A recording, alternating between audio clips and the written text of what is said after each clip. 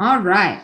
Well, hey guys, welcome to the May Masters series. I'm so excited today. As you will recall, we talked a lot about negotiation last week, and today we have a very special guest. We have Allan Tsang here from 88 Owls. Allan is a negotiation coach who I met probably about 6 or 8 months ago, and we were both speaking at an event, and I was immediately captivated by a lot of his knowledge and negotiation tactics and things that I felt like were easy to take from what he was saying to go into my business and implement them very quickly without having to drastically adjust what I do. And one of the things that really kind of resonated with me is a lot of this is just about awareness. So I'm going to go ahead and introduce Allan and let him kind of tell you a little bit about himself. So Allan, welcome to the Masters series. Thanks, Alyssa. Thank you for having me. Absolutely. We're happy to have you. So tell us a little bit about what you do. Tell us about your organization, how folks can find you if they'd like to look you up a little bit more. My website is www.88owls.com. That's the 88 as in the number 88, and then owls as in the bird that can see in the dark. The name come from a very interesting conversation I had with a very close friend of mine. Owls are like we call it consultants of in the natural environment. Like the owls work for the farmers, just like consultants work for businesses. We provide I like that. A point of view, like a perspective. We like to work alone. We kind of remove the pest from the businesses, and the value we bring is self-sustaining. So that's the 88owls.com. I like that. That's a lot deeper than I had realized when I first came across you. So that's fantastic. So Allan, tell us a little bit. One of the big things that I focused on with the members last week when we talked was about how almost every conversation we have is a negotiation. And we don't really always call it a negotiation, but really a negotiation to me is anything where there's two opposing viewpoints, which tends to be most of our conversations, whether they're at home or with clients or whatever it may be. And one of the big things that we really focused on is how can people better prepare for these negotiations? So what do you recommend that folks do when they're preparing for a negotiation? First of all, that's very insightful that, you're talking about when there's two different viewpoints. Occasionally, that's actually more than that. If you're sitting in a boardroom, you may have 12 different viewpoints. When you have a customer and a supplier and you're trying to pull a thread through, you're having 3 different viewpoints. How am I going to work with supplier and a customer? And in the real estate realm, you have the agent, and then you have a buyer, and then you have the seller, and you have the seller's agent. And everyone may have a different agenda or viewpoint about a house or why it's a good deal and why it's not. So bringing all that together to execute a deal is not an easy task. Now, right. The Latin word for negotiation is negotiare, which means to carry on with business. So if you're conducting business, you are negotiating. So in terms of preparation, there's a few things that I would say, but we try to avoid overkill, believe it or not. The normal preparation that you guys would do as a real estate agent will be enough. All you may need is maybe 5, 10, or 15 minutes to learn about that person. You can Google that person, and it's all about the person you're serving. The little you know is all you need to get a conversation started. Because if you come across as someone that is friendly and helpful and competent, and that they like working with you, trust me, they want to tell you everything. But if they don't like you, they don't feel like they can trust you, you come across very salesy and pushy, then they will close up. Right. Okay. So with the little you know, you can just start a conversation. It could be as easy as, hey, Alyssa, did you not speak at the Nest Realty? And they will say, yes. Oh, and then the conversation just kicks off. Well, tell me about what you do, what you like about it. It's a very natural progression from there. And that's an attribute that I talk about in negotiation, curiosity. Right. Right. That's fantastic. So let me ask this question. So you're right. People, there's this risk of if people don't like you, they'll close off. Or and one, to kind of take it a step further, if they don't like something that you say or how you said it, they'll close off.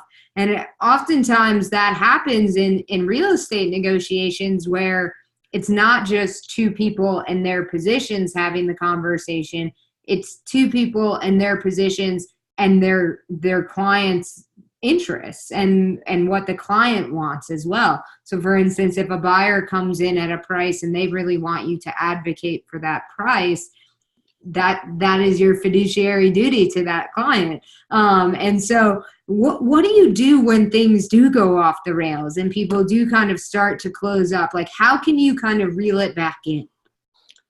So to the first step to prevent things from getting off the rails is to create the condition and the feeling of safety. You will hear very few negotiators talk about it. They will talk about trust, but there's really no such thing, Alyssa, because we haven't worked long enough to have trust established. So all you can really do is to create the condition so that the encounter is comfortable. And people will relate that comfortable element with the element of safety. That's such a good point. I love that because so often we're taught you have to have this relationship rooted in trust. And I can speak for myself personally. It takes time to establish trust. And so I love the idea of creating kind of these safe environments where I feel comfortable, but I may not totally trust you yet. And what are the things that you can do to make someone feel comfortable? Avoid being salesy. The key thing you want to do that you can do that would not get the other person defensive is ask questions. When have you been mad when people ask you questions? Even when my wife is mad with me and I ask questions in a genuine way, it will be, what did I do that made you mad? Boom, she would tell me, well, you did this and you said this, and when you said this and I felt this way, it made me mad. Oh, so now you can dig in a little bit deeper in the conversation. It's what we call using 3 keywords in the last sentence that they said. It could be the last 3 words, which usually it is, or 3 words within that sentence. So, Alan, when you did this and said this, it made me mad. But instead of me being defensive and say, I didn't do anything to make you mad, I will go, made you mad? If you use it in a question, you frame what she said in a question. She'll say, yeah, it made me mad because the tone you used was this. The tone I used, and guess what you do? Yeah, the tone you used when it was blah, blah, blah. And it snowballs. And now I'm getting her to tell me this. But the whole time I'm asking questions, she's going to feel safe telling me everything. So all I have to do at the end is, so Pam, it sounds like I really upset you when I used the tone and it sounded like I did this and it kind of made you feel this way. And I want her to say, yep, that's right. But that only buys me a brief period to now defend myself because I have de-escalated. Right. She has now felt Alan heard her. I may not agree with her, but I've heard her.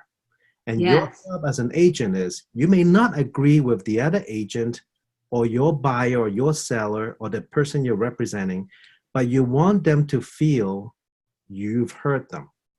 Right. Wow, no one in the world lets me finish. They always want to interrupt me. But you, dear agent, you've heard me. You actually hear me so well, you can reframe it back to me. Now they feel safe. That's fantastic. So you're saying, I just want to try and boil this down for everybody too. So you're saying that there is a difference between just acknowledging what people have said, that you have the ability to acknowledge a statement without agreeing with it. Absolutely. Yeah. It takes you to have the emotional strength to not be defensive when people are accusing you, to be able to de-escalate. Because if you get emotional, you cannot manage the other person. And that Right. So you have to go, so you are mad at me? And they'll say, yes, I'm mad at you because you did this. I did this. They say, yes, you did this, and then you said this. I said that. Yes, you said that. Then you reframe it back and they go, Allan hurt me. At least Allan hurt me. Now it buys me a few minutes ago. I can see how you felt that way. So this is empathy playing. I can see if I heard that, if I were you and I heard me say that with this tone, I would be mad too. It'll be something in the real estate. Oh, if you put this much in your house, it sounds like you were mad because the other the offer that you got was too low, and it sounded like it insulted you. You put a new deck in, a new stoop, you put a new roof in there, and maybe other houses around you is the same value, but you have put so much more into it, you feel like it's worth a whole lot more. Okay, yes, that's right. I haven't agreed with them. I'm just reframing it back to them. Right. So now it buys you a few minutes to say, so if you look at it from a buyer's point of view, how are they going to justify and pay more for all that stuff when your neighbors are all in the same value? Right. You want that person to be calm enough to go through discovery, because the question you ask, if they discover something for themselves, is much more powerful than when you tell them. When they discover it for themselves, the brain releases something called endorphins and dopamine. The dopamine makes them actually, wow, they have this like eureka moment, like, oh, they may not agree. They may go, now I see why people don't like me. Now I see why people don't like Allan. Now I can do something about it. It's that realization. And for them to realize, you as an agent have to create the conditions for that person to come to his own realization. It's so much more powerful, and it's done by asking questions. And the questions are not even difficult. You are using their own words in the form of a question. And they'll tell you so much more than any other agent, because they're busy telling them stuff. Absolutely. If you get the homeowner or the seller to tell you everything, you will find the emotional drivers for a house. So what drove you to look for a house? Oh, you know what? Let me tell you a story, because I just bought a house a couple of years ago. And my agent didn't do a good job, but I don't blame her. She actually was a great agent, but she didn't really know why I was looking for a house. So I had to know my own mission and purpose. So she just asked me what size house I'm looking for, how many rooms, what kind of neighborhood, what kind of schools. And those are good, right? Those are just standard things that you should ask anyway.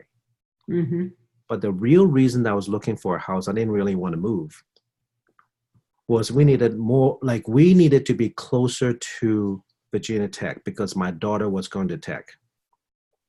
We've always wanted more room, sure, but to put an addition in the house was just going to be too much trouble. So decided not to do that. I didn't want to have construction going on in my house, just didn't want to deal with it. So I was going to look for another house. And then moving became such a pain. To me, I'm not going to move. But when my daughter was going to Tech and she drove an hour to get home, she said, Dad, at 11 o'clock, when I'm driving home, the last 10 minutes, I get drowsy and sometimes I fall asleep. I said, oh, we got to move closer to Blacksburg. That was my emotional driver. right? That's what created the motion for me to start looking and go, Pam, we've got to move. So at that point, money was not an issue. The size of the house wasn't an issue. Um, the what else? Moving, the impetus it takes to move my stuff and pack it wasn't an issue. All those became secondary because the emotional driver was my daughter was in danger, right? Right. So it goes back to safety. Safety is going to be a key word. How do you create a safe environment to have that conversation? And a lot of people, they want to get in a position of safety. They want to buy a bigger house because they want to financially feel safer, right?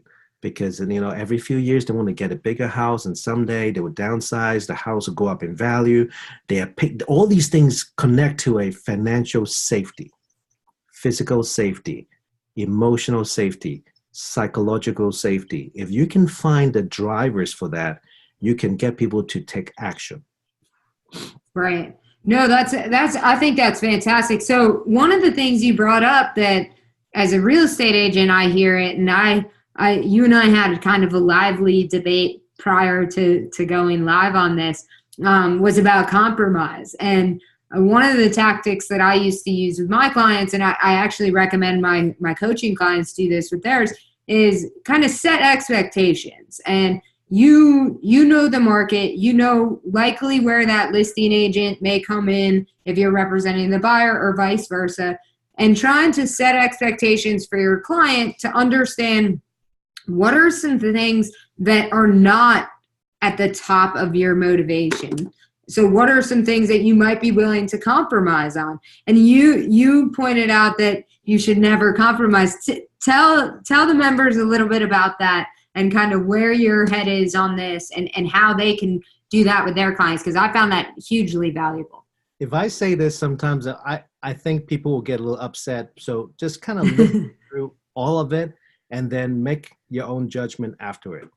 The reason I teach people to avoid compromise, essentially what people say, Allan is the guy you go to when you're tired of compromising. Okay. It's very easy because compromising is what I call the lazy and easy way to negotiate. I go to a flea market. How much is for that mug? $5? No. $1? No. $4? No. $2? Okay. $2.50. Deal. Done. But that is what we call haggling. That is not necessarily a negotiation. And haggling falls underneath negotiations. It's a small slice of it. So compromise is very dangerous because compromise to me would be like, let's say my wife wants to go to eat Chinese tonight and I want to eat Italian. So we go find a cheap Chinese restaurant that also serves spaghetti on the side. Now, she's not happy and I'm not happy because the food isn't that good. Maybe if we dig in a little bit deeper, we'll find out that the reason she picked a Chinese restaurant was that she wanted a very intimate place so that we can have a conversation, for her to debrief me on how things are going. She wanted a quiet location. Then in that case, then I can find an Italian restaurant that we can have a similar environment to do what she wants. I want to accomplish her mission and I want to also eat food that I like. Does that make sense?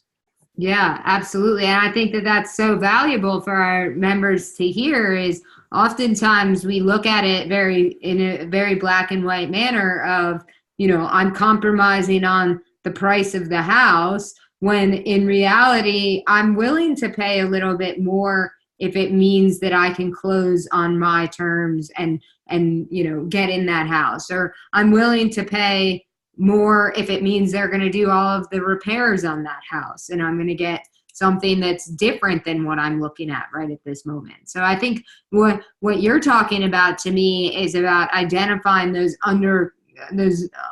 underlying motivations and understanding really what is it that they want, which you're doing through asking questions. Exactly. So let me give you an example. So when I bought this house, I was looking at another house, and it was a much bigger house in the same kind of wooded lot that I wanted. It had like a in-law suite. It had like a big detached garage, and it was a log house, and loved it. But there was a lot of work. The house was maybe 30 something, 40 years, and it was time for the roof to be replaced. The garage door was a little bit skewed, and I thought it's a little dry. No, that's okay. So the garage door was a little skewed, so it kind of got stuck, and that needed some work. The earth was giving up a little bit on the garage door, so the wall was kind of needed some bracing. So a lot of work came together, and in your mind, when you're buying a house and you're emotional, you can easily go, I can do that, I can do that, I can do that, I can do all that. The in-law suite was going to be a lot of work. The floor needs to be torn out, but you love the package that you think you want to just like, I can compromise on all those, and I can fix it. Mm-hmm. But because my agent wasn't able to ask this question, and I'm trained, and I have to kind of create a out of body experience and go, Allan, what do you really want? I want to be closer to college, and I really didn't want to move in the first place. So I don't want to move into a place where I have to fix all these things because I don't have time. My time is worth more than trying to organize someone to fix my roof and to jack up and straighten up the garage wall and to fix the in-law suite and the floors. It was just way too much. So we stopped looking, because once you have a clear mission and purpose, what is guiding you, what's the long-term goal, then you know what to say yes and no to. So this is what I recommend, that each agent, when you're talking to your buyer, to write down a mission and purpose. Why are they looking? What is driving that? And the more you know, if my agent knew I really didn't want to put an addition on my house because I didn't want to have to supervise work and have construction around, that means that in this house I was looking at that I loved, automatically that would not have been a good fit. She shouldn't even have shown that to me, because it'll be work. Mm-hmm. Right? Because the more you know your client and the more you frame it back to them. So what I'm hearing from you, Allan, is you are looking for a house close to campus because you want your daughter to feel safe, so that she doesn't have to drive very far and fall asleep. But you also don't like a house where you have to fix anything up. So you don't want to fix her upper because you don't have time. Is that correct? Yes. And what it sounds like, you don't really need a lot more room that you currently have, but you don't mind having more room. Correct? Yes. All that would have given her very clear criteria of what to look for. But until then, it was a hit and miss. And I had to kind of force it out of myself to tell her that. And right. I'm not sure a lot of buyers are that cognizant of why they're buying what they're buying and how to say yes and no. Yeah. And sometimes they buy a house and they immediately have buyer's remorse, and they go, should not have bought this house, so much work. And guess who they're going to blame it on? The agent that house.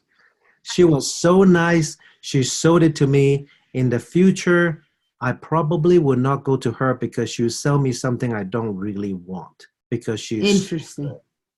So even being a good salesperson can actually undermine you, because the person will be afraid. Have you been to people who are such a smooth talker? You're like, I don't want to talk to them. Yeah. Talk me into buying anything. Absolutely. So we stay away from that.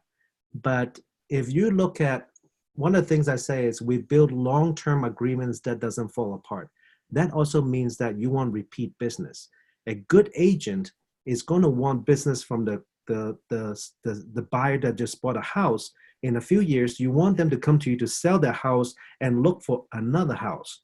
Mm-hmm. So right there, that's like 3 transactions, right? Absolutely. You want that person to be super happy, and the way for them to be super happy is for you to know everything that they need you to know to find a good house and not feel sold on something they don't really want.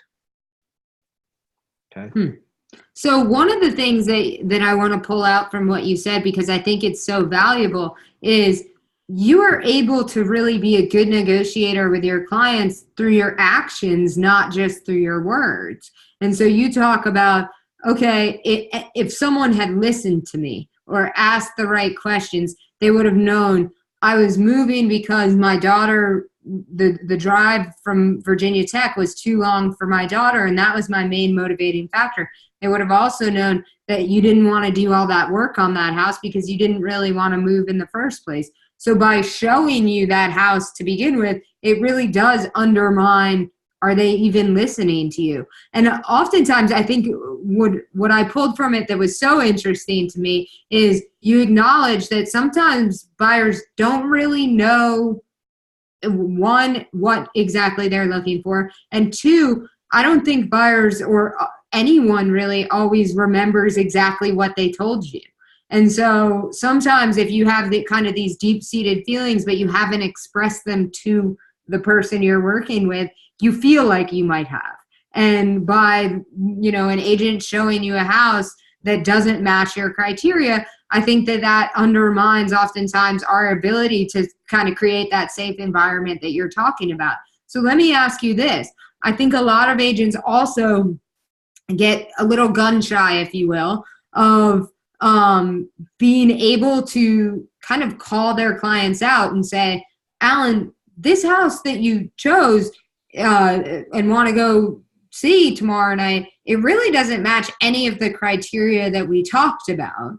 Has that changed? I think agents are a little shy to do that sometimes, and because they don't want to say to their clients, you lied to me, or you didn't tell me the whole story. So how do you recommend that agents go about saying, this doesn't really match what you said you were looking for? Did something change? Or kind of bringing them back to their criteria that they originally gave you? So if you're an agent and you're listening to this, you have no idea how Alyssa has set this up. This is a great question. And if this is not executed properly, you can have a client that does not like you and you wouldn't even know it. Right. You can create defensiveness without even knowing it. It will be something like, well, why would you want to buy this house? Didn't you tell me that you didn't, da, da, da?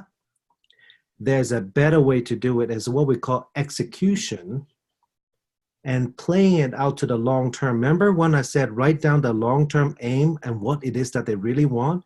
If you go, I think this house may be a good fit for you, but I also recall you didn't want to do any construction yourself. However, this is really close to it. You told me you wanted this house. How is this?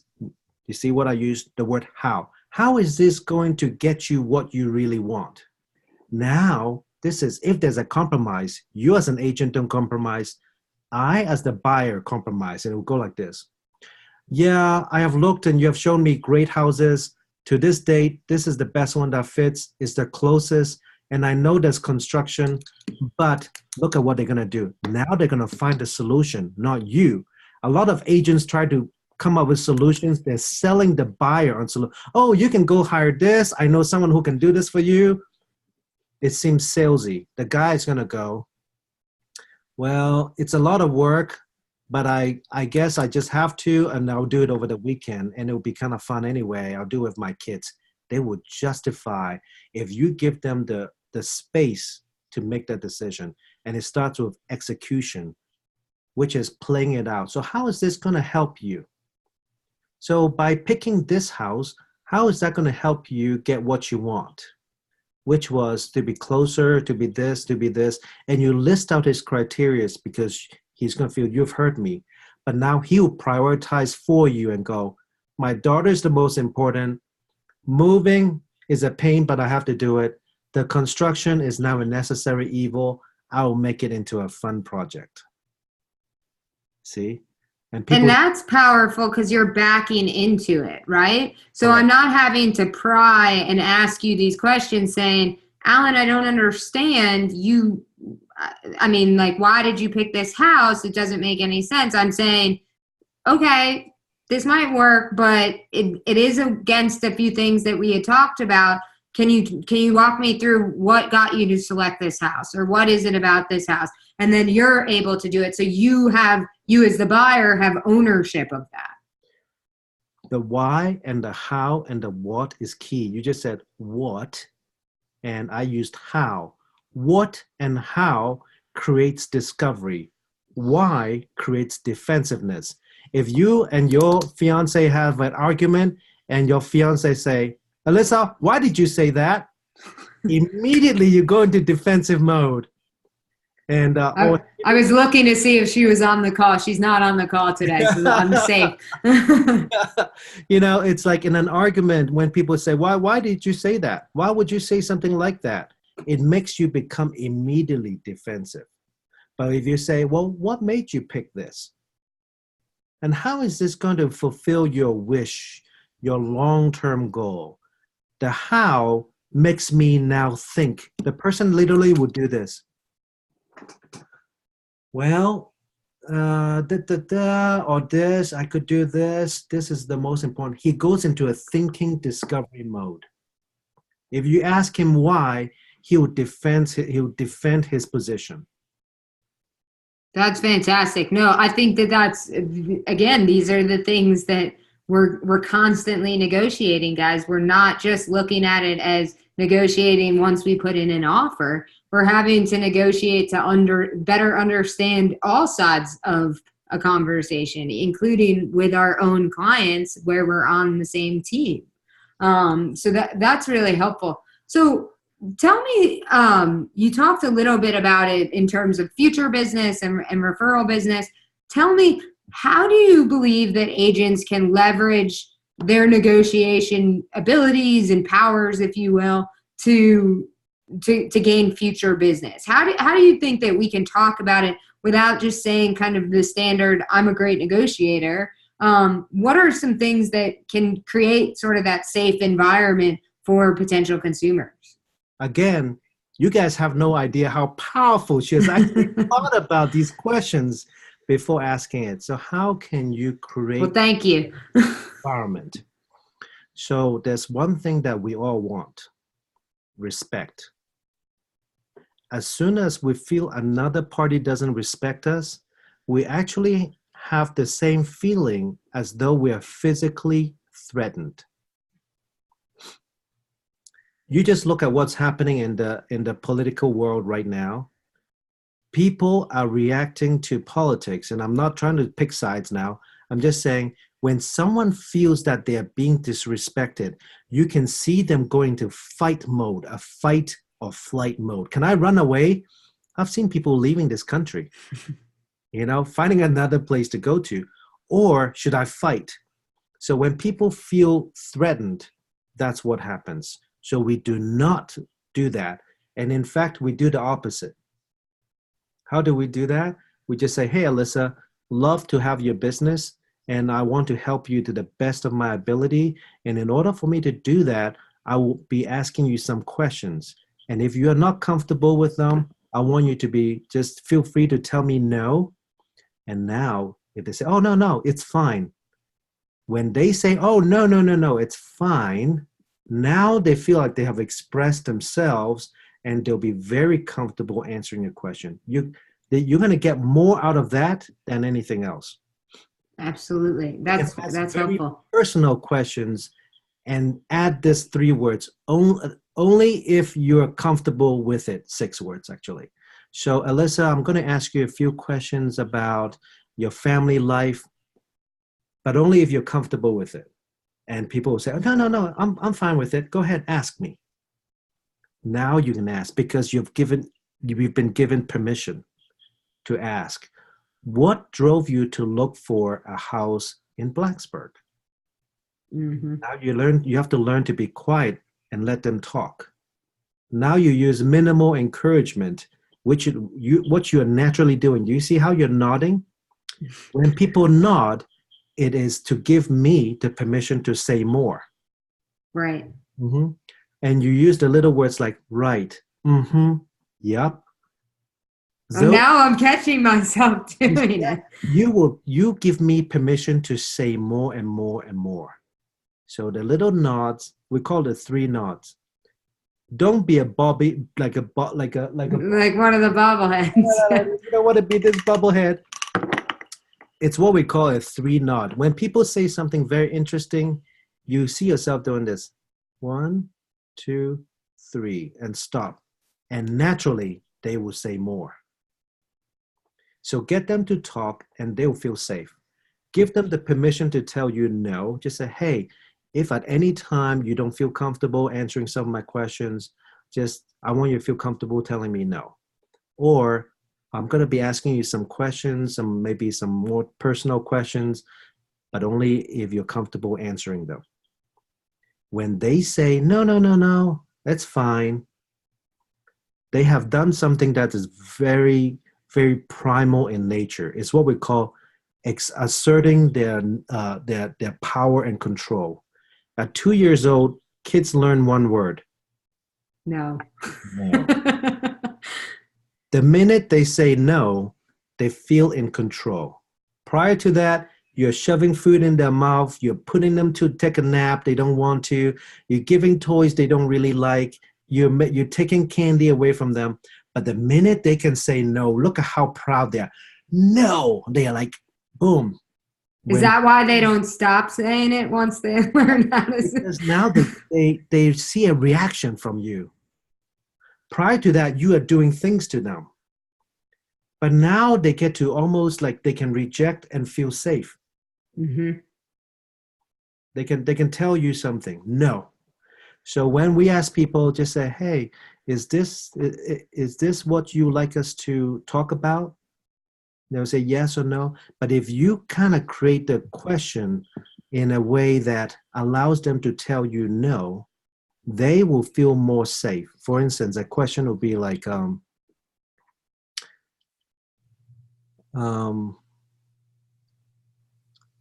have you decided not to work with me? They'll say, no. It's because of this. Or it could be something like, Alyssa, one time I talked to you, you were really excited about moving to Blacksburg. I haven't heard from you for a couple of weeks. Have you decided to stop working with me? No, I haven't. It's just that I've been very busy and They usually will go into an explanation of what happened. And what that does is re-engages them in that conversation. They feel safe because you have given them to write, hey, have you stopped working with me? And it's okay. Right. Right. That's really powerful. And I think, so one of the things that I frequently do, I feel like in our world, I agree with you that, people want to feel safe. They want to feel the ability to say yes or no and help guide the conversation. One of the things I found really useful with clients is to also explain to them why I'm asking certain questions. Do you find value in that? So for instance, I may say, look, I'm going to ask you some personal questions if that's okay with you. And then kind of pause for the answer and explain, I do this so that I can get a better handle on what you're looking for so that we can find you more houses that fit that criteria. And oftentimes I'll find that folks will then kind of let their guard down and open up even more than potentially they were planning on. That's great. So what you're doing is you're giving a reason for doing that. Have you heard of that story where they did some research on someone who wanted to use a copier machine, and they used the buzz? It's an interesting research. So they had a line of people making copies, and they wanted to find out whether they can cut in line and what they can say as a reason in order to kind of cut in line. So this guy went in the front and just say, please, can I cut in line and make a copy because I'm in a hurry? And he used like a urgent reason, like I had to go to hospital. I'm in a hurry to go to hospital.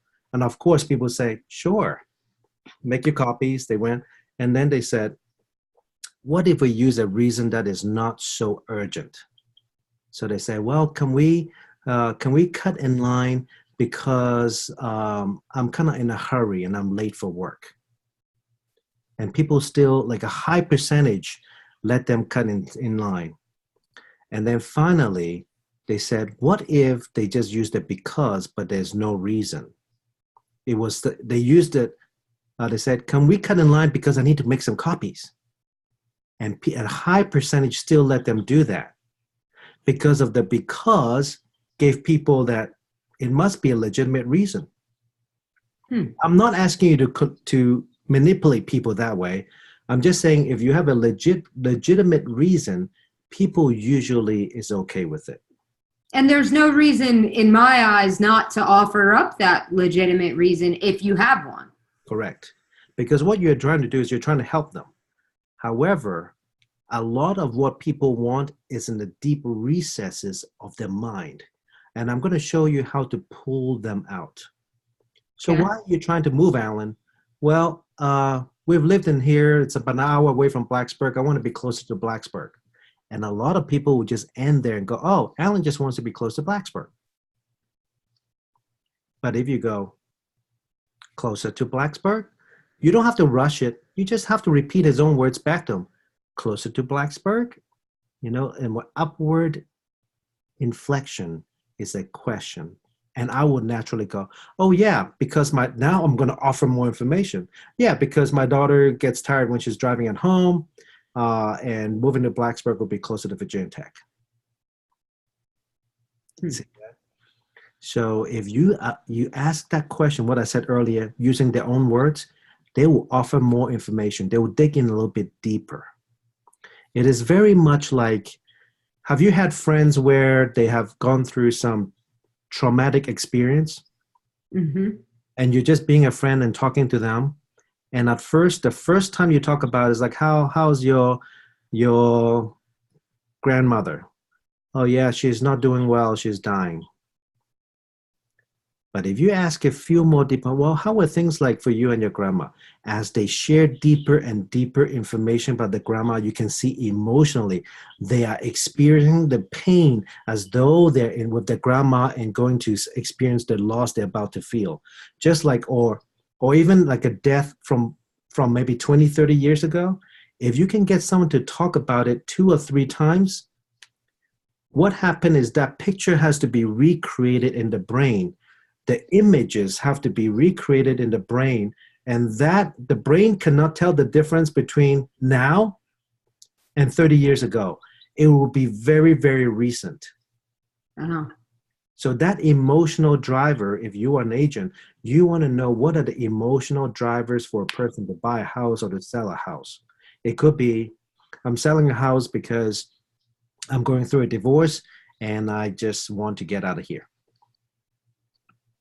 And if you can get them to, if you empathize and you get them to talk more, they may go, Alyssa, between you and me, I really don't care.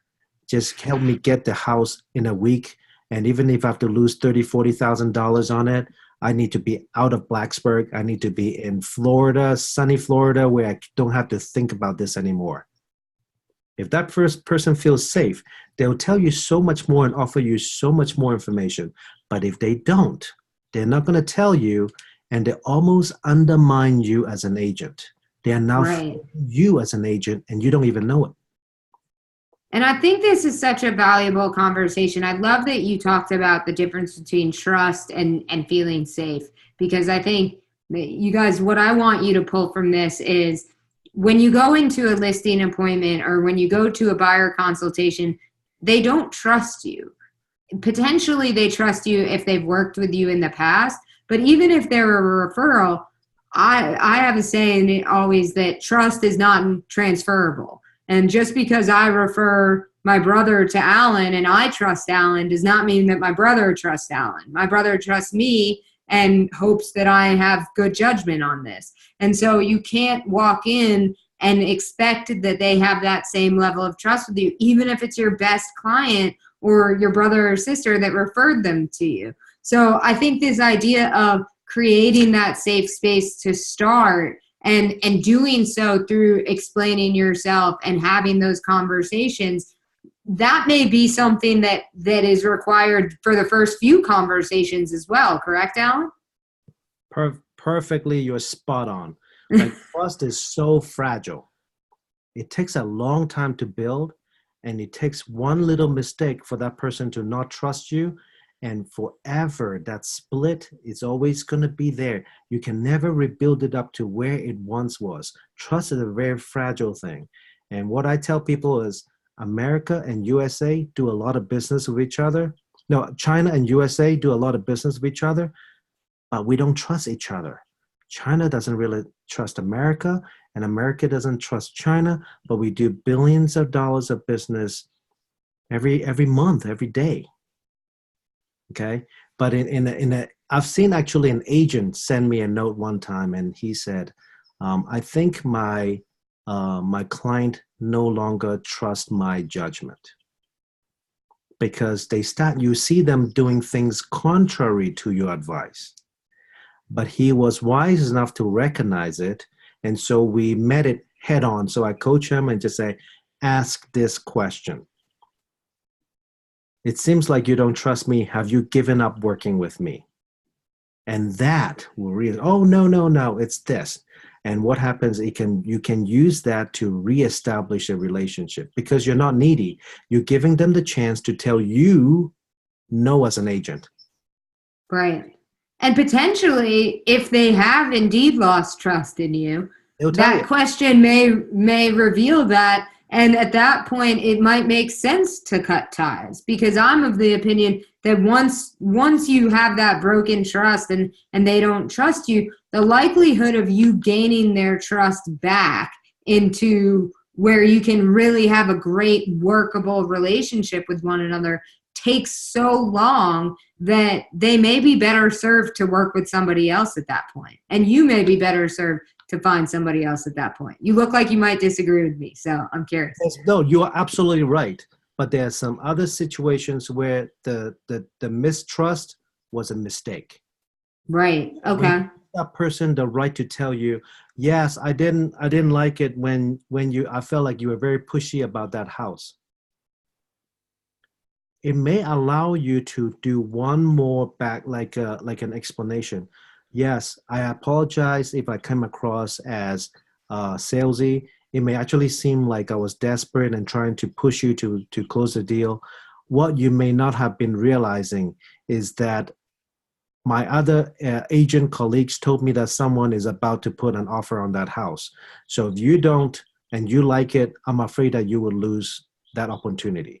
You see what happened? If someone can tell you why they distrust you because of something specifically that you did, you may have the opportunity to defend yourself. And what happens when you do that? They may go, oh, now that's why they did that. I get it. Now the distrust goes away. Mm-hmm. Right? That's fabulous. This is so helpful. Allan, I want to wrap it up with anything that you feel that we might have left out in this conversation. So if agents can take one thing from our conversation that we either have or have not mentioned, what would you leave them with? I'll leave them with, because you are on Alyssa's what you can do is you can just go to my website and download the free white paper and the ebook, and you have a lot of that information there. But the key thing is negotiation is a practice that gets better with time. So just because I tell you there are certain things you can do, a lot of people will make the mistake and go, oh, now I know it. But the fact is, when they're in the midst of a negotiation, they wouldn't be able to execute. Right. The key thing is to take these little nuggets and write them down and just say, asking more questions or de-escalating or not asking why, but what and how, and having a mission and purpose written out for my clients so that I can refocus them. All these things are little behaviors that you have to slowly incorporate into your plan. And I know Alyssa, from the last time I heard her speak, she's spot on about having a business plan, treating your practice as a business, as an entrepreneur. And a lot of people don't think that way. They think they're still working for someone. But when you have a practice, you have a business, you want to be better every single day. And these are very specific action and behaviors that you can do to make yourself better and better each day. There's no way you can incorporate everything I've said in your next interaction. The only way you can do it is to add them slowly, one at a time, and then you have to kind of do a feedback loop. I did this, what happened? Maybe I needed to execute a little bit different. Maybe I should have asked that question a little bit later. And then you have to kind of evaluate your progress. And that's where coaching comes in. That's where someone like Alyssa, coaching on business planning, can help someone develop a much better business and practice for themselves. And now, at the risk of sounding kind of